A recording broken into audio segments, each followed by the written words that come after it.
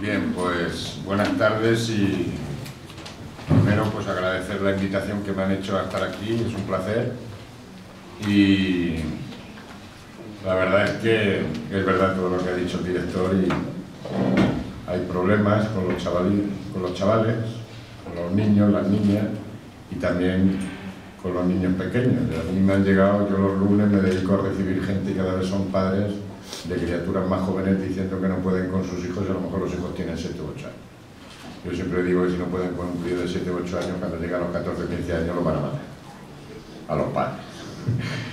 Entonces, yo voy a dar una pequeña idea de cómo yo veo el tema de los menores. Yo siempre contemplo y digo lo mismo, yo no soy ni psicólogo, ni pedagogo, ni nada por el estilo. Yo soy juez de menores. Yo juzgo a los menores que cometen delitos entre 14 y 18 años, pero al mismo tiempo soy padre y soy ciudadano. Yo ni soy psicólogo ni soy pedagogo. Yo creo que estamos pagando un poco las consecuencias en este país de la joven democracia que tenemos. Hemos pasado de un extremo al otro, no tenemos término medio y encima estamos en un momento que somos muy políticamente correctos hablando. Somos tan políticamente correctos hablando que a veces ni nos entendemos. A mí me gusta que se me entienda y por eso pido disculpas si alguien se puede sentir ofendido por algún comentario o alguna expresión que yo pueda hacer, pero no tengo intención de ofender a nadie. Pero creo que hay que hablar claro porque es la única forma de entendernos. Hay que hablar claro en todas las áreas y más cuando hablamos de los menores. Yo me muevo con 3 leyes fundamentales. La Constitución Española de 1978, la Ley Orgánica de Protección Jurídica del Menor de 1996 y la ley con la que nosotros juzgamos a los menores que cometen delitos, que es del 2000. Ese es mi marco legal. ¿Y qué es lo que ha pasado en este país? Yo cuando me refiero a este país me refiero a España, para que no haya ningún problema, porque vas por ahí en alguna comunidad diciendo este país y no sabes a qué país te refieres. Yo me refiero a España.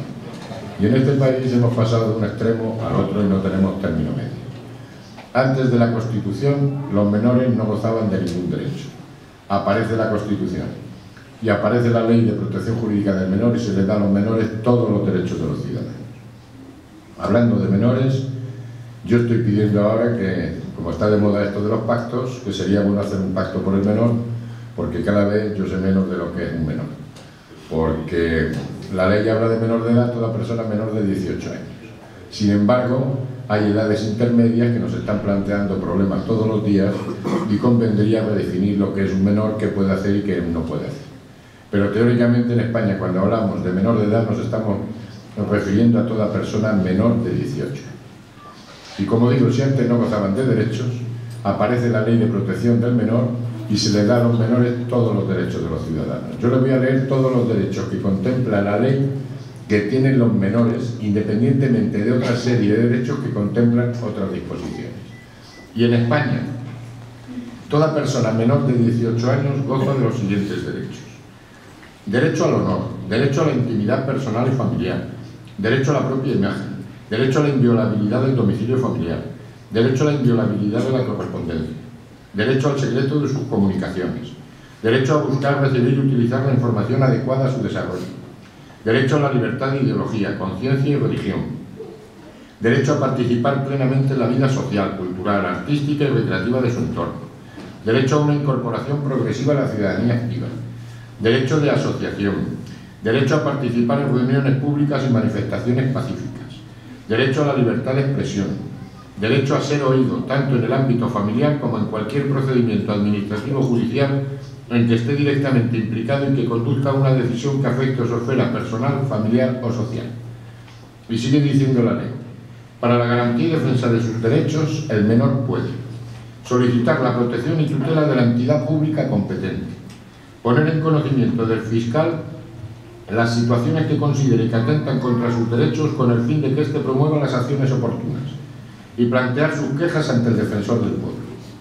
Todo esto lo puede hacer un menor y todos saben perfectamente cuáles son sus derechos. Y encima nos hemos dedicado exclusivamente a informar de los derechos que tienen los menores.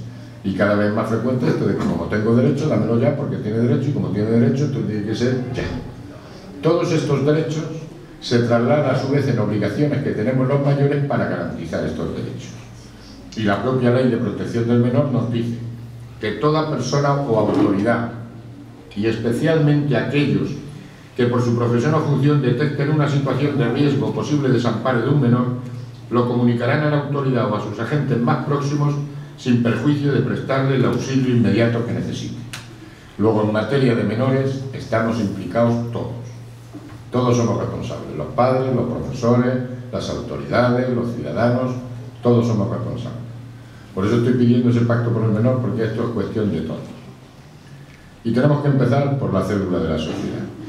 Yo sigo pensando que la familia es la célula de la sociedad. Estará cambiando la estructura familiar, pero la familia sigue siendo la base de la sociedad. Y cuando nos llega un menor al juzgado, normalmente existe follón y existen problemas en los padres y las madres, que es muy complicado hoy día de ser padre. Yo cuando digo padres, es padres y madres, no voy a estar con distinción entre padre y madre porque si no, no terminamos en toda la tarde. Padres, y ahí van los padres. Porque es que es muy complicado esto de ser padre. Yo siempre comento que yo soy preconstitucional. Yo tengo 56 años. Y yo creo que cuando yo era pequeño era mucho más fácil ser padre que ahora. Porque cuando yo era pequeño decían tus padres a la vieja aquí, ¿quién va a discutir los padres?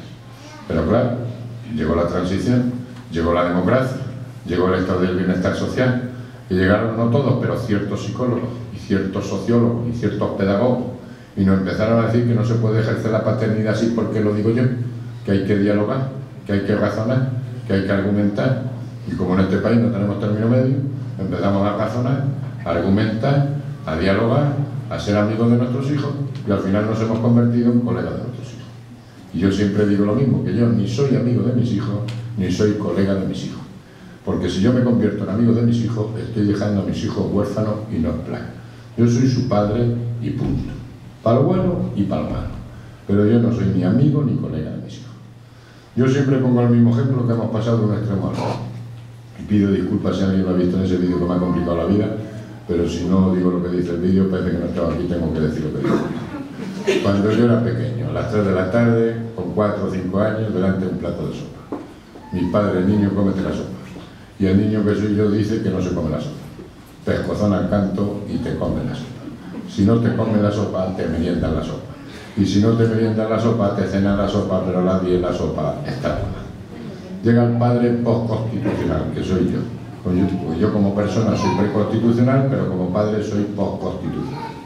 De estos que te estudias todos los manuales de psicología, sociología, evolutiva del comportamiento y demás, y le dices al niño, que es mi hijo, tómate la sopa. Y el niño dice que no se come la sopa. Mira, niño, yo creo que te debes de comer la sopa, porque si no te comes la sopa podríamos entrar en un periodo de anorexia perjudicial para tu salud. Yo creo que te debes de comer la sopa, no obstante tú decides. Pues claro, ni se come la sopa, ni se merienda la sopa, ni se cena la sopa. Entre otras cosas, como los padres somos nosotros, cogemos la sopa, la tiramos a la basura y le hacemos al niño un par de filetes con patatas. Pues ni este es bueno, ni este es bueno, el término medio, por aquí no tenemos término medio. Hemos pasado a las 10 en casa porque lo dice él, a las 2 de la mañana sale de casa porque lo dice el otro. Total, que hemos pasado de ser esclavos de nuestros padres a ser esclavos de nuestros hijos. Pues ni este es bueno ni este es bueno, el término medio, pero no tenemos término medio. ¿Qué es lo que ha pasado? Que nos ha interesado transmitir 2 artículos que están en vigor y que nos están planteando problemas todos los días, que son el famoso artículo 154 y 155 del Código Civil. El artículo 154 del Código Civil dice: los hijos no emancipados están bajo la potestad del padre y de la madre. La patria potestad se ejercerá siempre en beneficio de los hijos, de acuerdo con su personalidad, y comprende los siguientes deberes y facultades de los padres: velar por ellos, tenerlos en su compañía, alimentarlos, educarlos y procurarles una formación integral, representarlos y administrar sus bienes. Los padres podrán, en el ejercicio de su potestad, recabar el auxilio de la autoridad. Y ahora viene el famoso artículo del cachete. Ese artículo que antes, digo antes, hace un par de años, hasta hace un par de años existía, pero hace un par de años se lo quitaron. Este artículo decía: los padres podrán también corregir razonable y moderadamente los hijos. Pero como hemos llegado al absurdo, bajo mi opinión, en este país, de confundir un cachete con un maltrato, pues el legislador, con esa sabiduría que le caracteriza, ha suprimido este artículo. ¿Y cómo queda la cosa? La cosa queda en que los padres deberán educar a sus hijos sin atentar contra la integridad física o psíquica. Pues que me digan a mí cómo se hace eso. Porque si yo le doy un cachete, un maltrato, no digamos si el niño tiene mala suerte que se da con el lavabo en la barbilla, 60 días de prisión y 1 año y pico de alejamiento. Y si le digo al niño no, a lo mejor se trauma al niño, porque los niños se trauman si les dicen no. Entonces, si es el mismo expresidente del gobierno que decía que educar es interferir y que no se debe de interferir, así le va, así le va. Yo le pregunto a los asesores del legislador cómo podemos evitar que un niño de 3 años meta los dedos en el enchufe, porque hay 2 posibilidades. Una, cuando vaya a meter los dedos, pupa nene, no se hace, y a la tercera no te lo hace, o la otra, cuando vaya a meter los dedos en el enchufe, decirle, niño, no introduzca los dedos en el enchufe porque puede originar un cortocircuito de consecuencias irremediables. Claro, cuando tú te pones a razonar con el niño, se está electrocutado el niño. Luego, ¿cómo podemos evitar que un niño de 3 años meta los dedos en el enchufe sin causarle un maltrato o un trauma? Y así están las cosas, que cada vez más frecuente, no me toques que te denuncio, no entres en mi cuarto que te denuncio, no me registres mis papeles que te denuncio, no me toques el disco duro del ordenador que te denuncio. Yo estoy pidiendo la modificación del artículo 154, porque cada vez están los padres más despistados. Dicen que los hijos te dan muchas satisfacciones.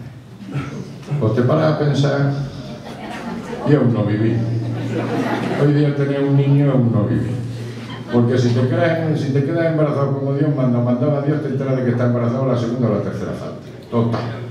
Que te pega 5 o 6 meses, en la que no hace nada más que darle vueltas a la cabeza, no te puedes tomar ni una copa, ni fumarte un cigarro, nada más que paseitos ligeros, continuos, dándole vueltas a la cabeza a ver cómo va a venir la criatura. Lo primero que hacemos nada más llega la criatura a este mundo es a ver si están todas las piezas en su sitio. Eso es lo primero que hacen. Y aunque todas las piezas estén en su sitio, a ver qué nos dice el pediatra de guardia.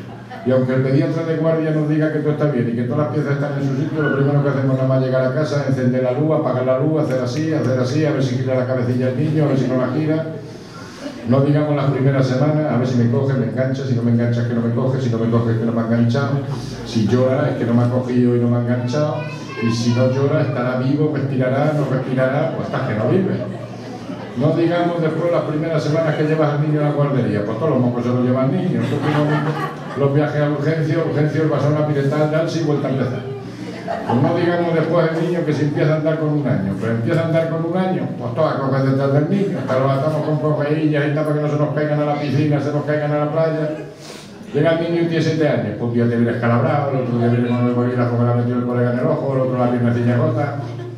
Llegan los 14 años, me quiero una moto, voy a darle bola con la moto, voy a comprarme la moto, le compro la moto, no le compro la moto, llevará casco, no llevará casco, con quién irá, cómo vendrá, a qué hora llegará, pues estás con el alma en vivo todo el día. Llegan los 18 años, ya no quiere el niño la moto, ahora quiere el coche. Pues cómprame un coche, sácame el carnet de conducir, déjame el coche, le dejo el coche, no le dejo el coche, se me echa novia, no utilizará el coche, que no.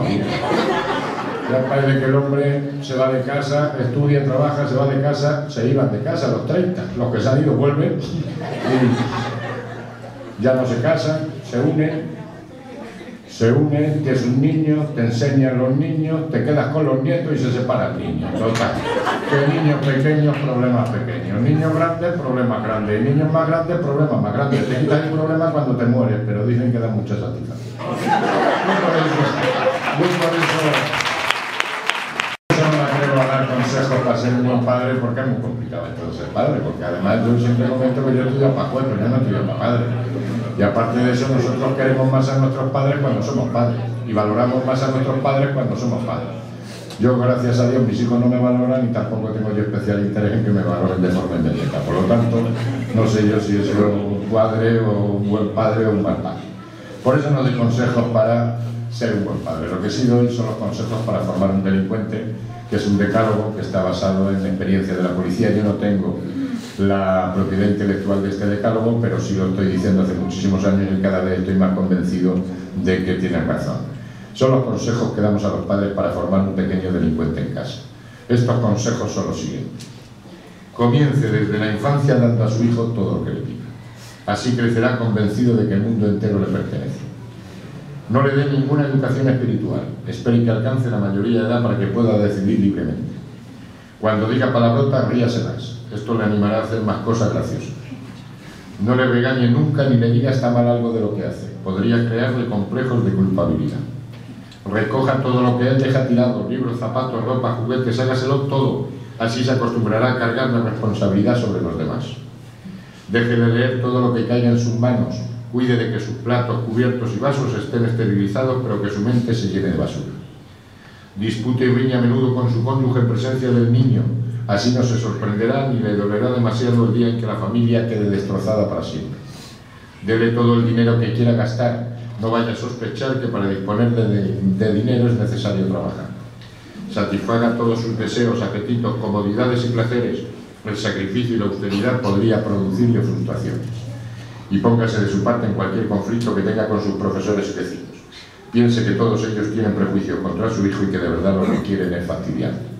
Si seguimos estos consejos, es fácil que en casa hagamos un pequeño tirano que con el tiempo se puede convertir en un auténtico chorizo. Yo siempre comento que yo todos los martes celebro de 20 a 25 juicios. Mañana, por ejemplo, el martes tengo 22 o 23 juicios. De los 4 últimos años, de esos 20, 24 juicios, 3, 4, ya casi estamos más en 4, 5, son denuncias de padres contra sus hijos por malos tratos. Clase media, media alta, no son clases marginales, son chavales de clase media, media alta. Yo he visto piernas rotas, pocas partidas de los padres como consecuencia de las agresiones que sufren de sus hijos. Y si yo me muevo en una delincuencia de niñas del 20-25% frente al 75% de chicos, en el delito de violencia familiar ya estamos en un 40-45% de niñas frente a un 55-60% de chicos. Y siempre digo lo mismo que yo tengo problemas con mis hijos porque lo tenemos todos. Yo siempre comento que yo, que soy juez de menores, que tengo un buen sueldo, bueno, tenía un buen sueldo, pues ya con esto de los recortes de la historia, he estado felizmente casado con mi mujer 30 años y medio. No se me conoce ninguna drogadicción salvo la nicotina y algún cubatilla que me gusta tomarme de vez en cuando o pierde el Barça. Pues, y tengo una buena situación social, cultural y demás, y tengo problemas con mis dos hijos, uno ya que tiene 26 y la otra que tiene 20, que no problemas puede tener una persona que está en peor situación económica, profesional, matrimonial, laboral, social, cultural. Todos los que tenemos hijos tenemos problemas, y todos los que tenemos hijos menores somos población de riesgo, porque es muy complicado esto de ser padre. Lo mismo que yo tengo problemas con mis hijos, estamos detectando, no por esa razón, sino porque todos tenemos problemas, entre malos tratos también y problemas entre padres e hijos adoptados. Y empezamos a tener también problemas serios, también de malos tratos, y hay que crear a profesionales que ayuden a esos padres y a esos hijos, entre padres e hijos adoptados internacionalmente. A veces con el problema de distintas razas, orígenes y demás, que cuando llega la adolescencia pueden plantear serios problemas en esa relación de padres e hijos. No por la relación de adopción, sino porque todos tenemos problemas, pero tienen cierta especialidad. ¿Qué es lo que ha pasado? Lo que ha pasado, entre otras cosas, en este país es que siempre hablamos de un extremo, pero no hablamos del otro. Y me ha interesado transmitir el artículo 155 del Código Civil. El artículo 155 del Código Civil dice: los hijos deben obedecer a sus padres mientras permanezcan bajo su potestad y respetarles siempre. Y segundo, contribuir equitativamente, según sus posibilidades, al levantamiento de las cargas de la familia mientras convivan con ella. Luego, los menores, lo mismo que tienen derechos, tienen deberes. Y tienen deberes que no solamente son deberes morales, que también lo son, pero también son deberes legales. Y el principal deber que tienen los niños, y hay que enseñárselos, informárselos desde el principio, es el de obedecer a sus padres mientras permanezcan bajo su potestad y respetarles siempre. Y segundo, contribuir equitativamente, según sus posibilidades, al levantamiento de las cargas de la familia mientras convivan con ellos. Y cuando hablamos de contribuir con las cargas familiares, no nos estamos refiriendo solo y exclusivamente a la cuestión económica, sino a cumplir con sus obligaciones, a estudiar, a trabajar, a cuidar a sus hermanos, a respetar a sus padres, en definitiva, a echar una mano en la vida diaria de una familia. Pero no hemos transmitido a los niños que tienen deberes. Pobrecitos que no pasen lo que nosotros hemos pasado, pues se conoce que todos lo hemos pasado muy mal, y entonces, derechos, derechos, derechos, pero no se habla de deberes. Pobrecitos que no pasen lo que nosotros hemos pasado. Y los menores son menores, pero no son tontos. Lo que han hecho ha sido abuso de sus derechos y dejadez de sus deberes, porque no ha interesado transmitir que los niños tienen deberes. Y hay que tener en cuenta que los niños, desde el primer día que vienen a este mundo, ya te están sometiendo a los padres a pruebas de fuerza. Ese niño recién nacido que cuando empieza a llorar y se calla cuando el niño lo meten en la cama de papá y de mamá, ya te está poniendo ahí una prueba. Y ese niño que empieza a llamar la atención llorando y tal, te está sometiendo a prueba. Y hay que hablarle de derechos y de deberes con arreglo a sus circunstancias. Pero tienen derechos y tienen deberes. Así es como veo yo que están las cuestiones. Nos ha dado miedo en este país hablar del principio de autoridad. Y yo tengo autoridad sobre mi hijo. Y debo de tener autoridad porque soy responsable de él. ¿Qué problema está pasando en este país? Que a los padres nos están desautorizando el Código Civil. Yo no puedo corregir a mi hijo. Y sin embargo voy a ser responsable de él. Ahí existe una disparidad de criterio que está haciendo muchísimo daño. Los padres somos los padres. Y yo no soy igual que mi hijo y soy su padre. Para lo bueno y para lo malo. Llegamos al segundo escalón y en la escuela ya ha pasado exactamente lo mismo, bajo mi opinión. Hemos pasado de la escuela preconstitucional a la escuela postconstitucional.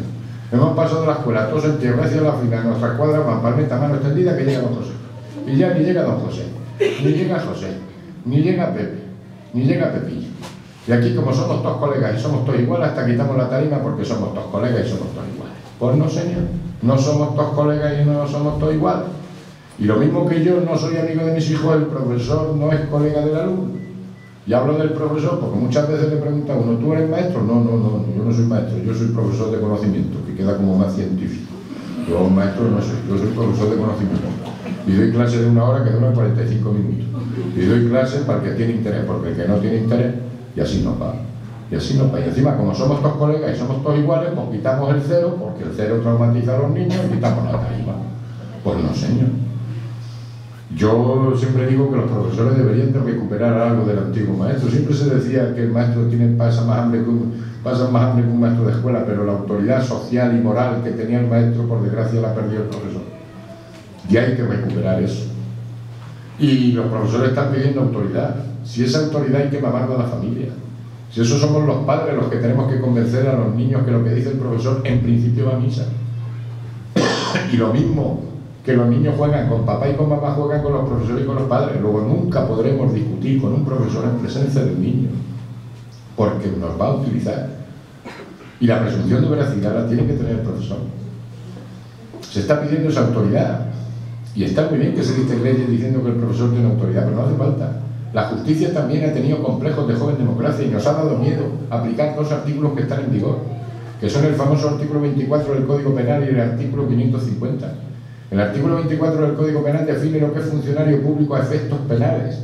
Y a efectos penales, funcionario público es toda aquella persona que por nombramiento de autoridad competente o por ministerio de la ley desempeña funciones públicas. Luego un maestro, un concejal, un policía, un alcalde, hasta un barbendero municipal tiene la consideración de funcionario público. Y cuando un ciudadano agrede a un funcionario público en el desempeño de su función, está cometiendo un delito de atentado castigado en el artículo 550 del Código Penal. Luego, cuando unos padres agreden a un profesor o un alumno agrede a un profesor, está cometiendo un delito de atentado. Y yo puedo decir que yo he condenado a chavales a 1 año de libertad vigilada, a 200 horas de trabajo en beneficio de la comunidad sirviendo comedores de paralíticos cerebrales por agredir a un profesor. Y a los padres a indemnizar a ese profesor. ¿Qué es eso de que un niño agreda a un profesor? ¿Qué complejo ha tenido la justicia? Que hemos condenado a ese funcionario público cuando ha cometido el delito. Pero cuando ese funcionario público ha sido víctima de un delito por su condición de funcionario, no le hemos dado la protección que establece el Código Penal. Porque nos ha dado complejos, esto es absurdo. Y nos ha dado miedo hablar en este país del principio de autoridad por si volvemos a tiempos pasados. Cuando no tiene que ver el principio de autoridad con autoritarismo ni con historia. El principio de autoridad es un principio fundamental en un Estado democrático y de derecho. Y un alumno nunca puede ser igual que el profesor. Porque, entre otras cosas, para que sea igual necesitan muchos años y muchas horas de estudio. Luego no las tiene, luego no podemos ser igual. Y encima tenemos el Código Penal que le protege. Pero nos ha dado miedo aplicar el Código Penal. Pero lo mismo que hay que darle esa autoridad, hay que exigirle que cumpla con la ley. Y la Ley de Protección Jurídica del Menor es muy clara en materia de escuela.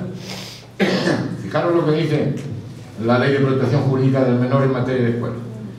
Dice, cualquier persona o autoridad que tenga conocimiento de que un menor no está escolarizado o no asiste al centro escolar de forma habitual y sin justificación durante el periodo obligatorio, deberá ponerlo en conocimiento de las autoridades públicas competentes que adoptarán las medidas necesarias para su escolarización. Luego, si en España hemos hecho leyes que nos dicen que la enseñanza es obligatoria hasta los 16 años, todo niño de menos de 16 años en horario escolar donde tiene que estar en la escuela. Y no me vale como medida sancionadora educativa la que adoptan muchos centros escolares, que es que el niño, como se porta mal, lo expulso del colegio. Eso es como si yo a un preso que se porta mal en la prisión y me está perturbando el proceso coinsertador del resto de los presos, pues lo expulso de la prisión. O es que la escuela es agradable. La escuela toda la vida ha sido un tontón. Ya pueden decir los psicólogos que la escuela es un tontón y es muy dura. Pero los niños donde tienen que estar es en la escuela. Y ahí estamos implicados todos. Esos padres que incumplen con el artículo 154 del Código Civil, esos padres que fomentan que sus hijos no vayan a la escuela.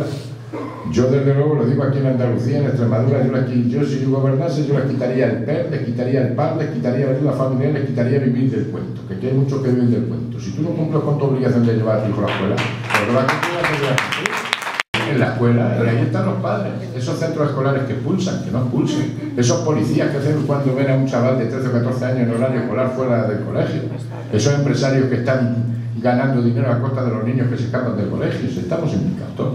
Los niños donde tienen que estar en la escuela.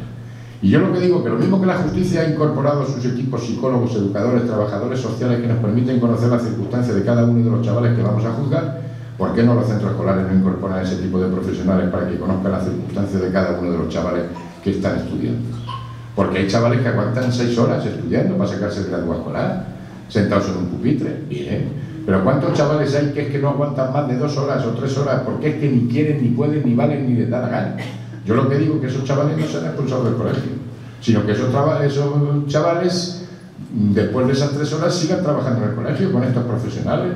Y segundo, ¿por qué no pueden recibir formación con ingenieros, con albañiles, con electricistas, con carpinteros, con zapateros? De tal manera que esa gente, que está 6 horas estudiando los míos de lo que estudien o lo que estudien ahora en la ESO, con sus 6 horas se saque su grado escolar. Y este chaval que está sus 2 o 3 horas y el resto está recibiendo formación con estos profesionales, también se saque su grado escolar. Porque la vida da muchas vueltas. A lo mejor este chaval resulta que después se queda de peón albañil y este llega a ser el ingeniero aeronáutico. Pero ¿por qué tienen que estar todos los chavales con 14 y 15 años estudiando todos para ingeniero aeronáutico?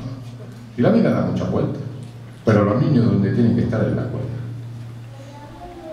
Es muy triste, pero yo el año pasado condené a 21 chavales a aprender a leer, si no saben ni hablar. Si es que les interrogan en el juicio y te contestan, si es que parece que ladran en vez de hablar. Luego, si no saben hablar, ¿cómo van a saber leer? 21 chavales condenados a aprender a leer. Y tengo actualmente condenados a 250 chavales a sacarse el grado escolar. Y es triste cuando la enseñanza es obligatoria. Mi teoría es muy sencilla. Aquí parece que todo el mundo el que prospera en este país que tenía vocación académica de pequeño. No, aquí los niños estudian porque se les obliga a estudiar. Y mi teoría es muy sencilla. O estudias por lo civil o estudias por lo criminal. Pero tú te vas a sacar el grado escolar. Vaya si te lo vas a sacar. 250 chavales tengo yo condenados actualmente a sacarse el grado. Los niños donde tienen que estar es en la escuela. Por eso hay que buscar alternativas. Por eso estoy buscando ese pacto por el menor. Pero no han sido capaces de llegar a un pacto por la educación, que no van a ser capaces de llegar a un pacto por el menor. Sí, pero si llegásemos al convencimiento a ese pacto por el menor, sería más fácil conseguir un buen sistema educativo. Y llegamos al tercer escalón y en la sociedad. Y somos unos hipócritas, porque hablamos de la sociedad como si fuesen otros.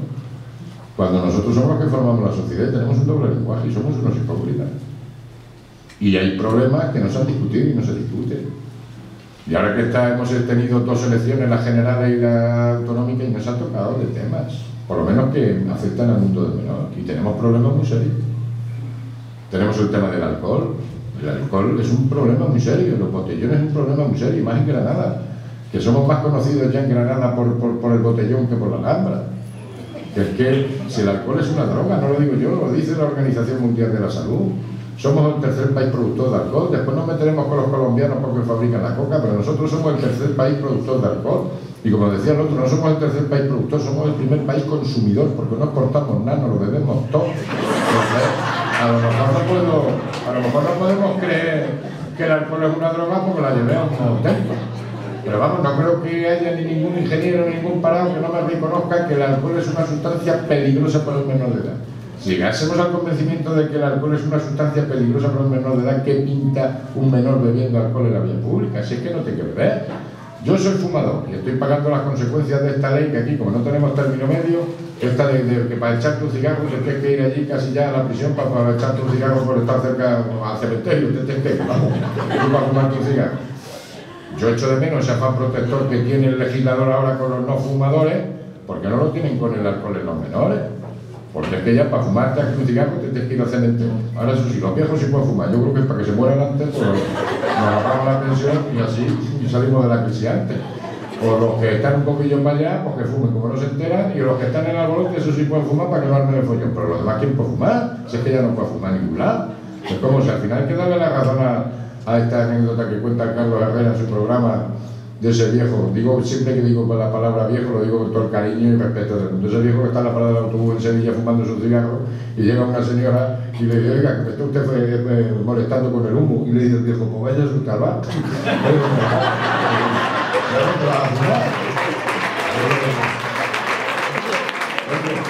Ese afán protector que tenemos con el fumador, ¿por qué no se toma con el alcohol en los menores? Es que un menor no debe de beber alcohol, y si quiere beber alcohol que lo haga bajo la responsabilidad de su padre, que su padre le invite a todos los cubatas que le dé la gana en su casa o en un bar destinado a efecto. O sea, es que es así de claro. Esto es lo del botellón no es una vergüenza. Yo lo vengo diciendo hace muchos años. Hace 4 años tuvimos, no sé si os acordáis, el Día de la Primavera, que ahora se conoce aquí con esto de la democracia y que celebra el Día de la Primavera. Hace 4 años tuvimos 80.000 borrachos en Granada. Y esos 4 años, el Día de las Cruces, tuvimos 55.000 borrachos, y porque llovió, que si no llega a llover, 297 comas etílicos. Hace 3 semanas, un mes, tuvimos el macro botellón de Granada, 30.000, tío. ¿Cuántos comas etílicos, cuántos menores hay ahí?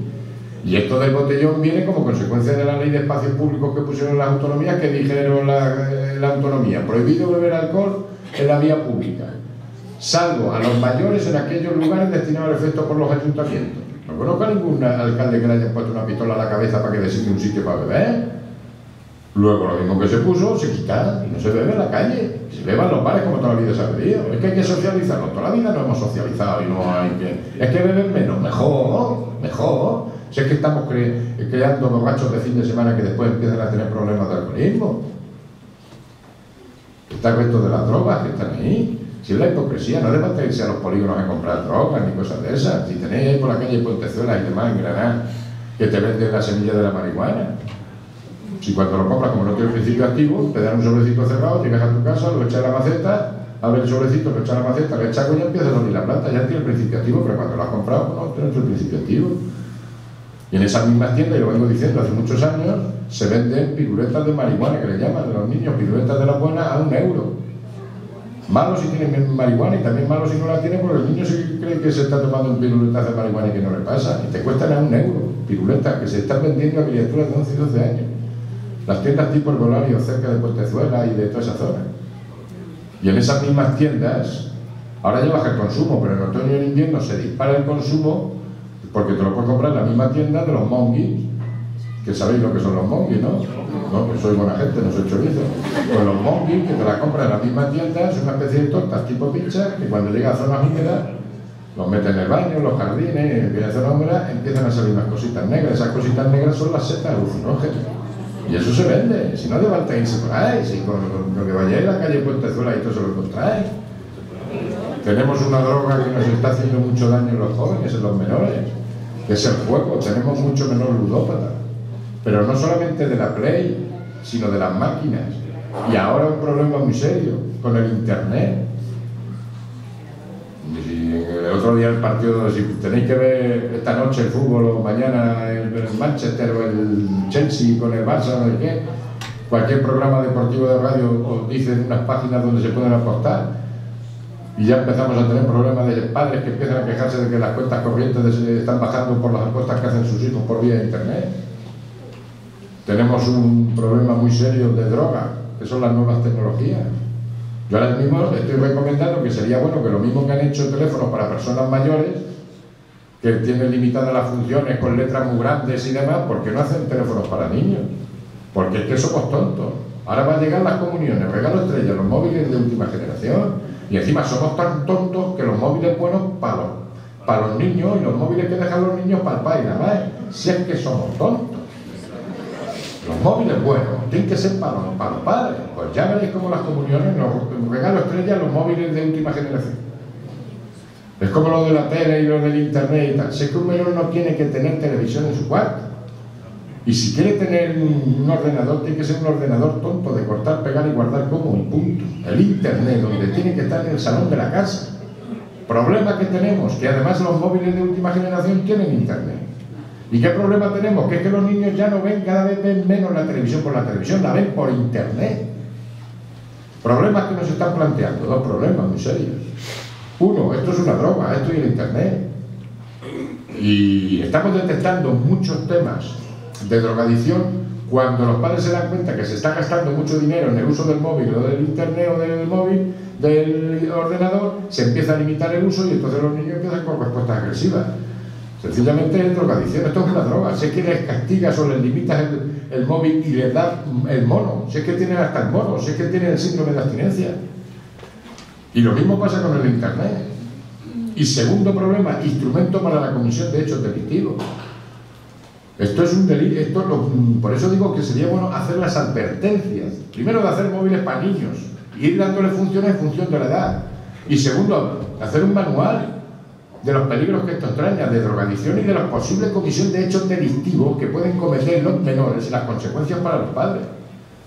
Porque es otro delito típico de clase media. Y yo por eso entiendo que los colegios prohíban el uso de los móviles. Y me estoy refiriendo a grabación de imágenes colgándolo por YouTube. O grabación de imágenes colgándolo por internet. Y fijaros la idea que tienen los niños. Los niños se está violando su intimidad cuando unos padres entran a la habitación del niño y empiezan a registrar los cajones, a mirar los armarios. Eso es violar su intimidad. Pero cuando ellos mismos están grabando imágenes de un colega o de una amiga o de una chica humillada, vejada, maltratada y la cuelgan por Bluetooth o por internet, consideran que eso no es atentar contra la intimidad. Y son delitos muy serios contra el honor y la intimidad. Así están las cosas. Yo por eso entiendo que los colegios prohíban el uso de los móviles, porque después veremos las consecuencias. No me meto con la televisión porque es vergonzoso. Están creando una juventud, no están reflejando una juventud. Y aquí hace falta ese pacto por el menor, porque estamos perdiendo el norte. Y se están produciendo muchas violaciones de los derechos de los menores todos los días en programas y series de televisión. Llegamos a la otra ley. Llegamos a la ley por la cual vamos a juzgar a los menores que cometen hechos delictivos. Esos menores que se les habla de derechos y no de deberes. Y nosotros juzgamos a los chavales que cometen delitos entre 14 y 18 años. La ventaja de la democracia es que los jueces no hacemos las leyes, las hacen los políticos, las hacen las cortes. Ley buena, responsabilidad de las cortes. Ley mala, responsabilidad de las cortes. Los jueces no hacemos las leyes. Los jueces aplicamos la ley, pero no las hacemos. Y estamos ante una ley que es buena. Lo que pasa es que se ha transmitido por profesionales de la información que a lo mejor ni se han leído la ley de menores, pero cuando se produce un caso tan llamativo como puede ser el de Marta del Castillo o el de tal, parece que esta ley no vale para nada y que tal. No. Estamos ante una ley buena, lo que pasa es que tienen fallos como tienen todas las leyes. Nosotros juzgamos a chavales que cometen delito entre 14 y 18 años, con un procedimiento que cumple todas las garantías constitucionales, para imponerle una sanción, que pague lo que ha hecho, que repare lo que ha hecho. Porque cuando un menor comete un delito no solamente lo comete contra la víctima, también lo comete contra la sociedad. Que pague y repare lo que ha hecho, siempre dirigido a la reinserción. Todo el mundo habla de reinserción, hasta la justicia de adultos habla de reinserción. Pero es muy difícil hacer una política reinsertadora en la justicia de adultos. Y entre otras cosas por la masificación. Tenemos actualmente del orden de 77.000 presos. Teníamos 80, pero como ha habido una modificación de los delitos de tráfico de drogas, van a salir unos cuantos. Tenemos 77.000 presos.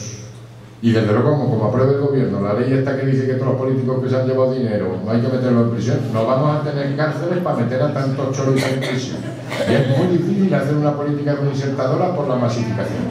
Pero en materia de menores es el norte. Vamos a sancionar para reinsertar.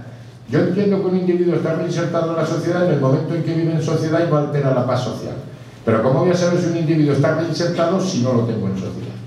¿Y cómo voy a reinsertar a un individuo si nunca está insertado? ¿O cómo voy a reeducar a un individuo si nunca está educado? Lo tendré que sancionar para en su caso insertar y en su caso reinsertar. Siempre en interés del menor. ¿Y qué es el interés del menor? darle satisfacción de sus derechos, exigiéndoles sus deberes. Por eso es tan importante hablar de derechos y de deberes. Las leyes no se explican bien. Y, por ejemplo, ahora el Partido Popular está proponiendo bajar la edad a 12 y 13 años. No se explican bien las leyes. ¿Cómo está la situación legal actual? Como digo, juzgamos a menores que cometen delitos con 14. Pero ¿qué pasa si un menor de 12 y 13 años comete un hecho delictivo grave? Imaginaros que un niño de 12 años mata a otro niño, que sería el delito más grave que puede cometer. ¿Qué es lo que dice la ley? La ley de menores dice que como ese niño no tiene 14 años, no es responsable de la muerte de ese chaval. Y por lo tanto no lo podemos sentar en el banquillo. Pero lo que sí establece el ordenamiento jurídico es que los padres de este niño muerto sí pueden sentar en el banquillo a los padres de este niño agresor y reclamarle las indemnizaciones que correspondan precisamente por el incumplimiento del artículo 154 del Código Civil. Es decir, los padres de este niño muerto tienen que demandar a los padres de este niño agresor y reclamarle las indemnizaciones que correspondan. ¿Cuál es mi opinión? Porque el PP quiere bajar la edad a 12 y 13 años. ¿Cuál es mi opinión? Mi opinión, antes de bajar la edad a 12 y 13 años, yo antes trabajaría más y exigiría más a los padres, a la escuela, a la sociedad. Porque ¿qué haremos cuando un niño de 9 años comete un hecho delictivo muy grave? ¿También lo vamos a sentar en el banquillo? Primero exigiría ese pacto y llegaría a apretarle más a los padres, a la sociedad, a la escuela.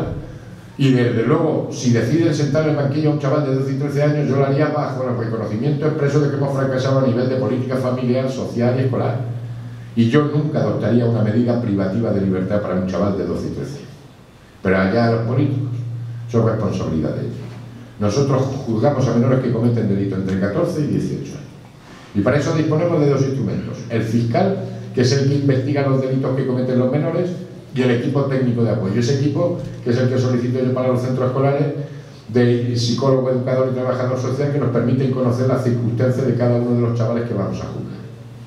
Y siempre que llego a este punto, me interesa hacer una doble reflexión con el corazón en la mano. ¿Quién de los que estamos aquí no ha cometido un delito en su vida? Vamos a ser claros. ¿Quién de los que estamos aquí nos gusta tomarnos una copa de vez en cuando no ha conducido alguna vez bajo la influencia de bebidas alcohólicas? Vamos a ser claros. ¿Para qué no nos han pillado? Es que no tenemos ángeles de la guarda, tenemos obreros de la gloria. Nos pasa que un momento en el que el obrero se está tomando copas de cuando te pillan, se cae más todo hoy día delito. Y a lo mejor que sabe que va en coche oficial. Vamos a ser claros. ¿Quién de los que estamos aquí no ha cogido algo del Corte Inglés? ¿Quién de los que estamos aquí no ha trapicheado con falsificaciones de relojes, de pañuelos, de blusas, de camisas, de camisetas, de bolsos? Vamos a ser claros. ¿Y quién de los que estamos aquí no ha trapicheado con DVD falsos? ¿O quién no se baja música de Demule? ¿Y quién de los que estamos aquí no intenta defraudar a Hacienda? Vamos a ser claros, porque el 20% de esto es dinero negro. Luego, ¿qué pasa? Que el 80% de los chavales que yo juzgo cometen delitos, pues no son delincuentes. Si es que hoy día para cometer un delito no me hace falta salir a la calle y tener mala suerte, porque es que hoy día todo es delito. Luego, el 80% de los chavales que yo juzgo cometen delitos, pues no son delincuentes. Y luego hay un 20% que tiene el perfil de delincuente. Cuando tú conoces a un chaval que tiene el perfil de delincuente, siempre tiene una historia. Vamos a averiguar qué historia tiene, porque a lo mejor yo tengo esa historia y soy más delincuente que la persona que voy a juzgar. Y segunda reflexión. Es fácil, es muy doloroso, pero es fácil. Todos sabemos, los que estamos aquí presentes, cómo reaccionaríamos si nos matan a nuestro hijo o a nuestra hija. Todos nos sentimos un poco los padres de Marta del Castillo, los padres de Maribú. Es fácil, pero todos sabemos ponernos cómo reaccionaríamos si nos matan a nuestro hijo o a nuestra hija. Pero sería bueno también saber cómo reaccionaríamos nosotros si somos los padres del niño autor. Imaginaros que llegan a vuestra casa a la policía y detienen a vuestro hijo acusado de homicidio, de violación o de lo que sea. Nosotros podemos ser los padres del niño autor, no solamente de la víctima, podemos ser los padres del niño autor. Imaginaros el caso que tuvimos aquí en Granada hace 4 o 5 años de ese chaval de 15 años que le pegó 2 tiros a su madre. Ese hombre que estaba encerrando a su hijo de 15 años, por la mañana y por la tarde estaba enterrando a su mujer. Que al cabo de unos días llegó un amigo del padre y le dijo al padre: oye, ¿vas a ir a ver a tu hijo al centro de menores? ¿Cómo no voy a ir si es mi hijo? ¿Cómo queremos que la sociedad trate a nuestro hijo que no hemos sabido, no hemos querido, no hemos podido educarlo? Nosotros podemos ser los padres del niño autor. Si no es tan difícil cometer un hecho delictivo grave hoy día, no es tan difícil. En base a eso vamos a aplicar la ley de menores y vamos a juzgar al menor. Se ha transmitido a los chavales que como es menor no les pasa nada, que la ley de menores es muy blanda. Mentira. Se dice que a los menores no se les puede detener. Mentira. Se dice que a los menores no se les pueden poner esposas. Mentira. Y un menor puede estar detenido 24 horas por la policía. más 24 horas por el fiscal, más 24 horas por el juez. Y el juez incluso puede acordar una prórroga de otras 48 horas para ver qué hace con ese menor. Y si hay que poner esposas, se ponen esposas. Y por desgracia, no digo todos los días, pero muchas veces tenemos que detener, estar 72 horas y hay que poner esposas. Y se ponen y no pasa nada. ¿Qué medidas son las que nosotros adoptamos con los menores? Tenemos 3 tipos de medidas. Vamos a encerrar al menor. En España, cuando se pide justicia, se encerrar al menor. Que caiga todo el peso de la ley. Vamos a encerrar al menor. Y tenemos 4 tipos de internamiento. Internamiento en centro cerrado, internamiento en centro semiabierto, internamiento en centro abierto e internamiento terapéutico. Internamiento en centro cerrado. No son colegios, son talego puro y duro, y arquitectónicamente no tienen nada que envidiarle a la prisión de Albolote.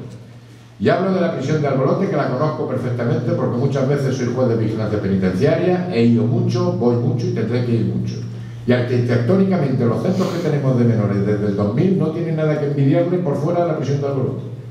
Medidas de seguridad todas las que queráis. Por tener, tiene hasta el circuito cerrado de televisión en el taller del cuarto oscuro de fotografía. Eso de que los niños se escapan de los centros es mentira. Y nos cuesta en Andalucía un chaval privado de libertad de 42 a 44.000 pesetas diarias. Por cada chaval que tenemos encerrado tenemos 2 o 3 profesionales, aparte de todas las medidas de seguridad. Yo siempre comento que la gente se cree que yo nada más que condeno a los chavales a aprender a ver o a limpiar el botellón. Para que os hagáis una idea, yo llevo juzgados aquí como juez de menores de Granada desde el 88. Yo soy juez desde el 80, pero juez de menores desde el 88. Desde el 88 yo llevo juzgados 35 asesinatos homicidios. Llevo juzgados del orden de 98 violaciones. Y llevaré juzgados del orden de 16.000 a 17.000 chavales. Calcular desde el 88 a una media de 800 casos al año, imaginar los chavales que yo he juzgado. Y cuando yo hablo de un tío duro, no hablo de un chaval que coge 2 o 3 coches. Y gracias a Dios, cucos hay muy poquitos, muy poquitos. Y una de las experiencias que más te chocan es cuando tú metes a un chaval de estos por un delito grave o varios delitos graves que se cree que es duro. Cuando tú lo metes en Oria, que es el centro de internamiento cerrado que tenemos en el interior de Almería, o lo metes en la Marchenilla, o lo metes en la Lagunilla, sobre todo las primeras semanas, cuando llegan allí, cuando a las 10 de la noche o a las 11 de la noche se apagan las luces y se cierran las celdas, allí no se oyen voces de asesinos ni voces de violadores. Allí lo que se oyen son llantos de niños, porque son niños los que cometen los delitos. O es que vuestros niños no son vuestros niños. Lo que pasa es que muchas veces un grupo de menores es mucho más peligroso que un adulto. Pero cuando el chaval se queda solo en su celda y pierde el apoyo del grupo, se comporta como lo que es. Y lo que os garantizo es que lo que se oyen son llantos de niños. El chaval no va a poder salir del centro si no ha cumplido un tercio de su condena. Luego tenemos el internamiento en centro semiabierto, que es semiabierto porque es jurídico, es un concepto jurídico. Lo mismo que semiabierto es cerrado, es semicerrado. El centro es el mismo, lo que pasa es que son módulos. Las medidas de seguridad son las mismas. Lo que pasa es que una vez que el chaval pasa la fase de observación, va a poder realizar alguna actividad fuera del centro siempre con autorización. Luego tenemos el internamiento abierto. Es una medida que le teníamos abandonada y sin embargo ahora la estamos recuperando muchísimo. Y la ponemos junto con otra medida que llamamos convivencia en grupo educativo. La estamos utilizando mucho para los menores que maltratan a sus padres. Son centros, separamos que son niños, hay que separarlos del ámbito familiar porque la convivencia está muy deteriorada. Se empieza a trabajar con los padres y con los niños, pero el chaval está fuera del ámbito familiar, pero puede realizar sus actividades diarias, formativas y demás. Y luego tenemos el internamiento terapéutico, con todo el cariño del mundo y no lo entendáis como tal, pero tenemos muchos chavales que están mal de la cabeza. Yo siempre comento el caso que tuve hace años de un chaval que me llegó con 15 años diciendo que él hablaba con Jesucristo todas las noches a las 12 menos cuarto. Te llega un crío de 15 años diciendo que él habla con Jesucristo todas las noches a las 12 menos cuarto y que lo hace por el mismo canal, dice, este está más para allá que para acá, este está aquí. Pues gracias a los equipos técnicos sabíamos que le gustaba mucho la música, concretamente le gustaba tocar el tambor. Como no lo podía tener en su casa y era la época de Semana Santa, pues dije, pues ya está. Le voy a poner a tocar el tambor en todas las procesiones nocturnas de Granada, para que se pegue 10 horas tocando el tambor y llegue a su casa reventado. Y encima, como va ahí detrás de los santos, los cristos y las vírgenes, pues a ver si le transmiten mensajes de serenidad, de quietud y de relajo. porque no lo podía tener en su casa. No lo podía tener en su casa porque lo teníamos condenado por maltratar a sus padres y sabíamos que estaba violando a su hermana de 8 años. Yo después tuve otro caso de otro chaval de 15 años que fue capaz de darle 50 veces en la cabeza con una llave inglesa a un coleguilla suyo de 14 años porque tenía ganas de ver qué se siente cuando se mata. Tenemos mucho niño más, pero tenemos mucho niño que se está volviendo loco, por el inicio a muy temprana edad de policonsumo de sustancias. Yo controlo. Cuando oigáis a un chaval decir yo controlo, no digo que tenga el problema, pero lo puedo tener. Y yo he tenido una niña concretamente de 15 años que fue capaz de tirarse de una tapia de barriga de 2 metros de altura para abortar. Tenemos chavales que se están volviendo locos, porque es muy frecuente aquí de que todo vale. Empezamos a tener chavales que con 12 y 13 años empiezan a tomar sus cervecillas. Empiezan el botellón, empiezan a fumarse un porrillo, después la fortuna, después se pillan un momi, después empiezan los cubatas. Y cuando esos cuerpos empiezan con 12 y 13 años, cuando llegan a los 16, 17, 18 años, están más para allá que para acá. Y os puedo decir que yo tengo madres, como vosotras, que están durmiendo con un cuchillo debajo de la almohada, porque su hijo ya tiene 16, 17 años, empieza a tener brotes de esquizofrenia, de historia, que si se toma la pastilla, que si no se toma la pastilla, y están asustados. Y encima, como sanitariamente en los servicios sociales no tenemos los recursos suficientes, esos padres viven atemorizados. La única solución que estamos dándoles es de que tienen que denunciar a sus hijos porque le tienen pánico a sus hijos el día que no se tomen la pastilla o el día que les dan una contraorden o le dan una indicación y se le cruzan los cables a los chavales. Internamiento terapéutico. Aparte de todos los problemas de drogadicciones normales y demás. No tenemos el drogadicto puro y duro, tenemos el policonsumidor. Yo controlo. Internamiento terapéutico. ¿Cuánto tiempo podemos encerrar a un menor? Porque eso es otra cosa que se da mal la información. Si el delito lo comete un chaval entre 14 y 16 años, menos de 16, 14 y menos de 16, el tiempo de internamiento puede llegar a ser 3 años, 5 o 6 años. Los 6 años para delitos cometidos por banda organizada y terrorismo. Y si el delito lo comete un chaval entre 16 y menos de 18, siempre la edad que tiene el menor en el momento de cometer el delito. En 16 a 18 podría estar 6 años, 8 años y 10 años para casos de banda organizada y terrorismo.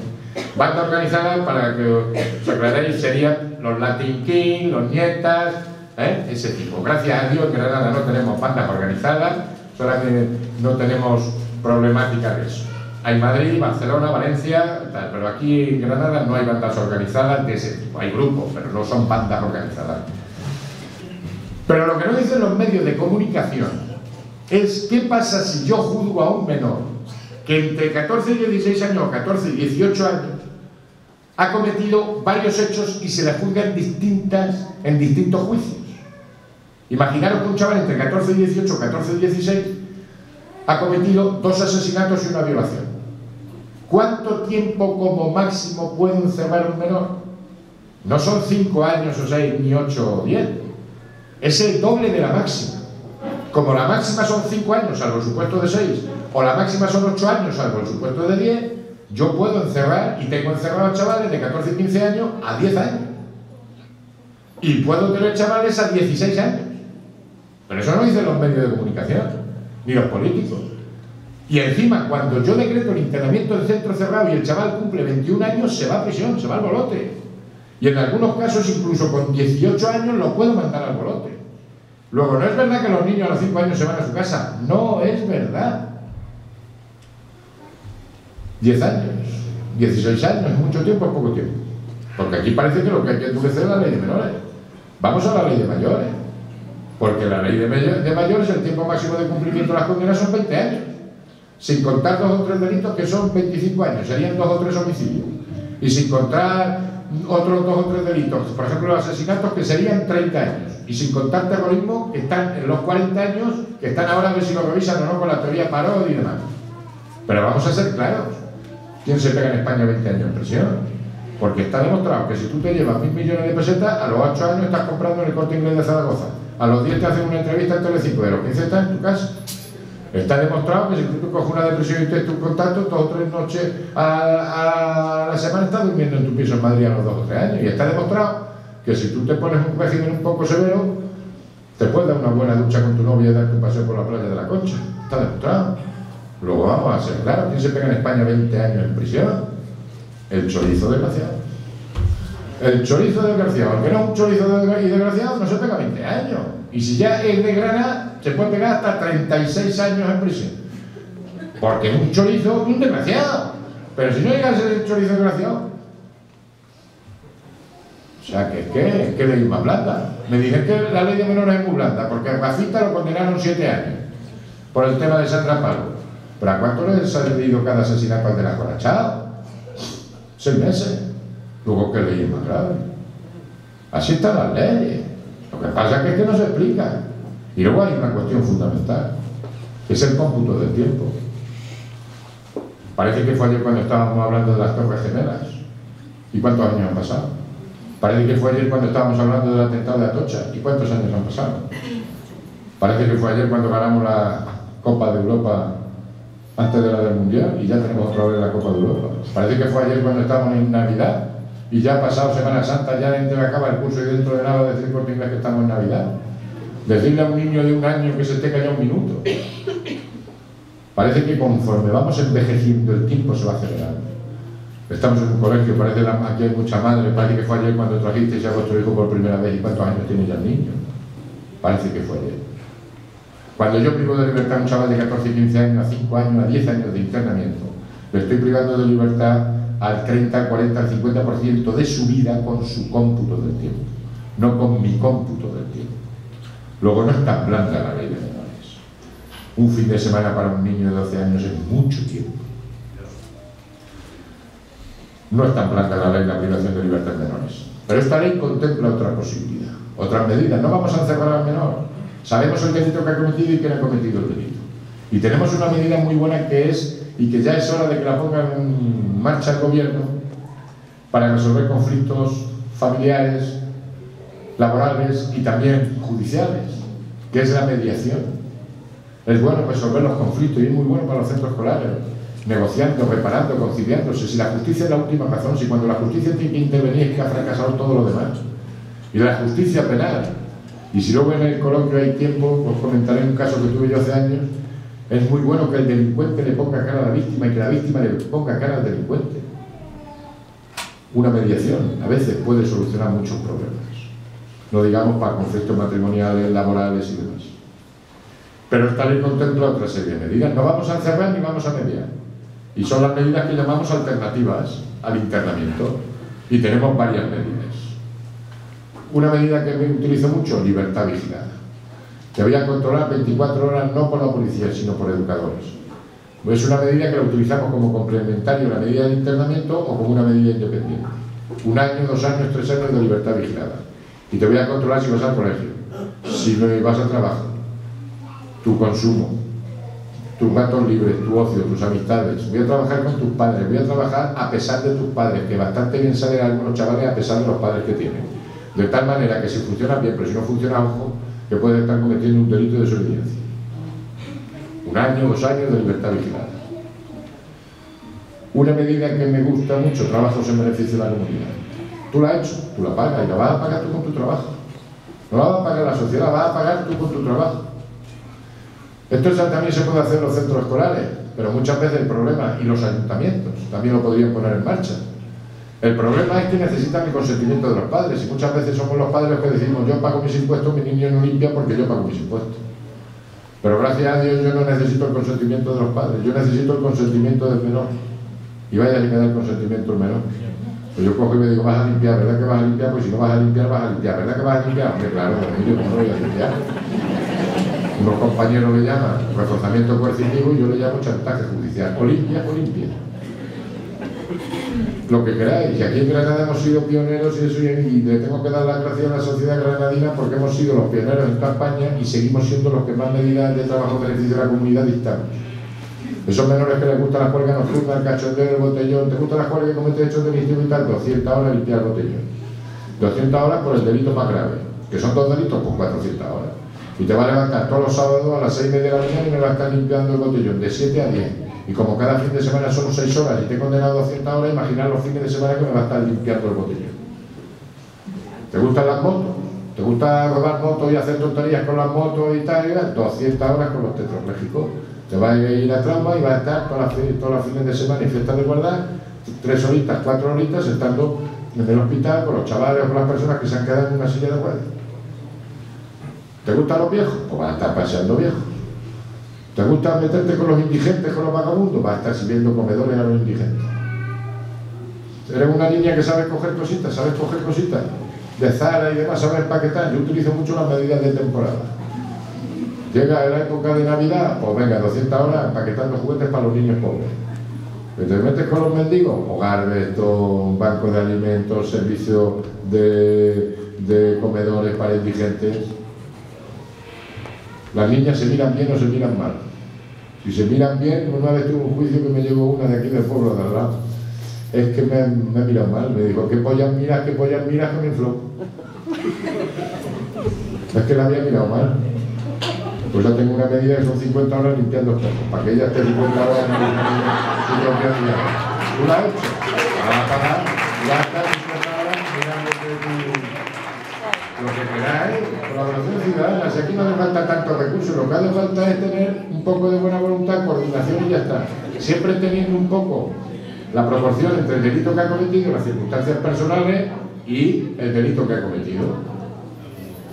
Cruz Roja, Cáritas. Nosotros tenemos actualmente siempre tengo del orden de 600 a 800 chavales cumpliendo ese tipo de medidas.